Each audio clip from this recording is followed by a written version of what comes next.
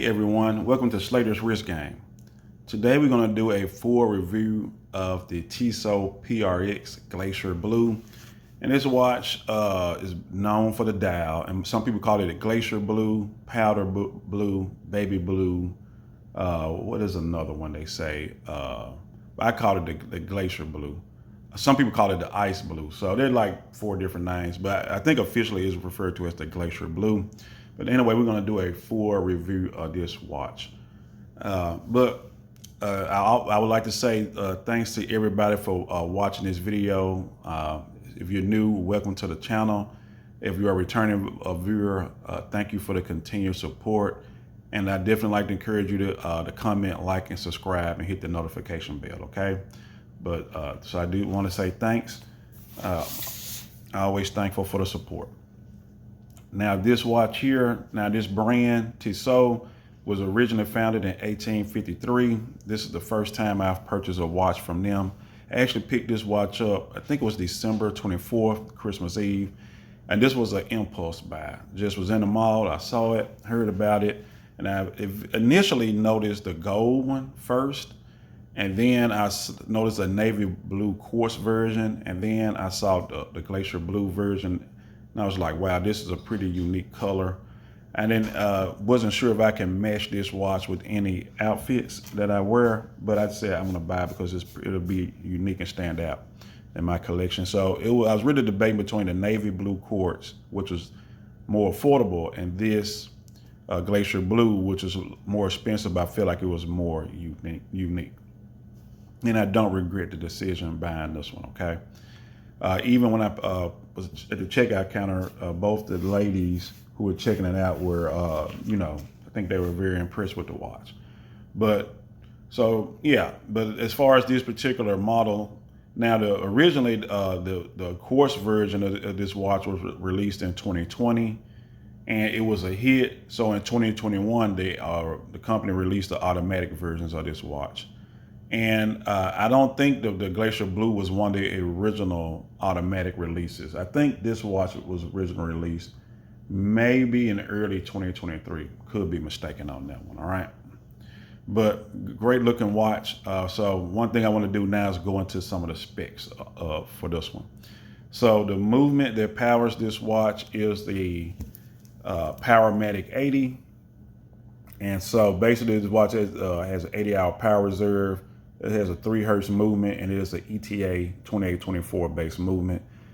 Basically, they took the original ETA 2824, slowed it down from 4 hertz to 3 hertz to achieve the 80 hours power reserve. Okay, now they do that with a lot of their watches. A lot of other companies use Powermatic 80. Right now, we're in this Hamilton khaki field, and it also has a Powermatic 80. Okay, this watch has a 40 millimeter case diameter. Okay. And it has 11 millimeters height, and the lug width, the lug to lug is actually, now the case lug to lug is 45 millimeters, but when you measure these male end lengths, it's actually 51. So I would say the lug to lug is 51 millimeters, okay? Because of that, this watch wears larger than a 40. The lug width, which it was kind of hard for me to kind of decide how to measure this, I would say it's 30 millimeters at the very top, and it tapers down to 18 at the clasp. All right, but I would say 30 tapers down to 18 at the clasp up as far as the lug width. You can see here is very wide at the top anyway, which most integrated bracelets are going to be made like this just because that's how things are. All right, this watch here has 100 meters water resistance, which I think is perfect. And the model number is pretty long model number. It is T137.407.11.351.00. The longest model number for any watch that I own. All right, but enough about the specs. I think this watch is very comfortable. I like it, but I definitely always like to cover those specs just in case some people need that information. All right, first of all, you notice the Glacier Blue dial, but you do have a sapphire crystal that is protecting this dial. All right. So you also see the Tissot 1853 at the 12 o'clock. You see the PRX Powermatic 80 at the 6 o'clock on this dial, and you see Swiss made at the 6 o'clock too. You do see a date window at the 3 o'clock, and it is a white date window with the black text, okay? You see this is a 3-hand watch, and you see the sweep of the second hand. It is sweeping at 3 hertz. And you have stick hour markers for this watch. So the dial on this one is the key selling point. That's what everybody likes about this watch. And it is a textured dial with this blue color. So this is the reason I pretty much picked this one up. But it was worth it. It's worth everything for this one. All right. As far as anti-reflective coating, it's not like looking into a mirror. So I don't know if they've added any anti-reflective coating or not. I'm not sure about that one. At this price point, I wouldn't expect a lot of it. It's $700. Okay. When you look at the rest of the watch, you notice this watch has a smooth bezel. That is a high polished bezel, and it has brush finishing on the case.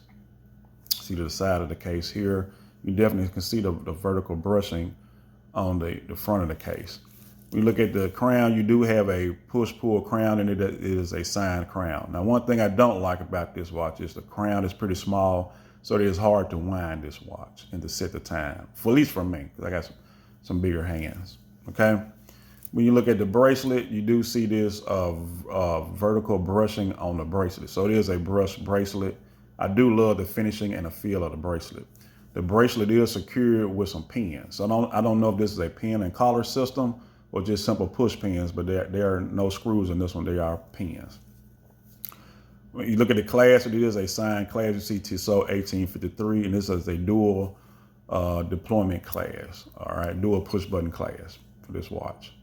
Now takes us to the case back. You see a screw down case back with it, and it is a display case back. And you do see some decorations on the rotor. All right, and you notice also that looking at the back of the watch, you do see that this bracelet is a quick release bracelet. So you do see where you can just press it in and take this right off. So I'm probably going to pick up a leather strap or a rubber strap eventually for this watch from the Tissot website. Okay, so that was a kind of look at the watch as far as looking at the finishing. I think this watch is finished very well. Integrated bracelets are very popular. And this is not my first watch with an integrated bracelet, but this is a very, very nice watch. Very, very good watch here. So what do I think about this watch though? I mean, first of all, the pros, I think the bracelet, the integrated bracelet is great for this one, especially being a quick release bracelet. I do like that. I do like this textured dial, which is one of my favorite things. I think the high polished bezel actually looks good. So the dial and the bracelet, I think, are the things that I really like about this. I like the display case back, at least, and the rotor does have some type of decoration on it, which is good. And actually this watch is very comfortable for me. It's very comfortable, all right? And even though it is a 40, it wears like a 41, but that's not a deal breaker for me. If you have, I think people with a lot of different wrist sizes can still pull this watch off. Even if you have like a 6.5-inch wrist, you can still probably wear this one. Maybe 6 inches wrist, you still wear this one. So what are the negatives on this one? I would say that the small crown is a negative. I don't like winding this watch, okay? I really don't. This watch does not have a micro adjust, but all the watches that I've owned that have this type of class, you're never gonna get a micro adjust on this one, but it still is pretty comfortable. And I think they have some half links here I'm looking at. So you can still probably size it pretty well. And it wears like a 41. That is not a deal breaker for me, but it might be a deal breaker for some. So for some people, the 35mm version might be better than the 40mm version, depending on your wrist size, okay? So, but that's it. Now, the last thing I'm gonna do is I'm gonna do a wrist shot. Now, right now I'm wearing a Hamilton Khaki Feel, which is a 42mm watch. Very comfortable, I love this one. Also has a Powermatic 80. My wrist is 7 1/4 inches or 18 centimeters. So I'm gonna go ahead and switch watches right now so you guys can see what it looks like on my wrist. Bear with me for a second.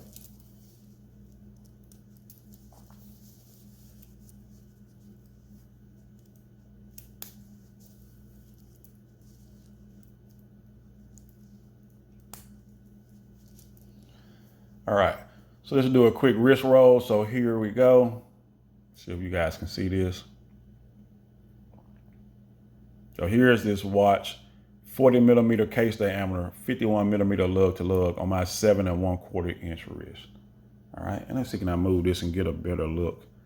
If we can get a down the barrel shot. I don't think so. But hopefully you can see the lug to lug here. You see the lug width at the top and how it tapers. All right, so that's it. This is a wrist shot. I love wearing this watch, one of my favorites. I picked it up for $725 plus tax, so with tax it's right at $800. But it was a good purchase, and I like wearing it. So that concludes this video. Please comment, like, subscribe, hit the notification bell. I hope you enjoyed the video, and I will bring you another one soon. All right, thanks, and enjoy your day.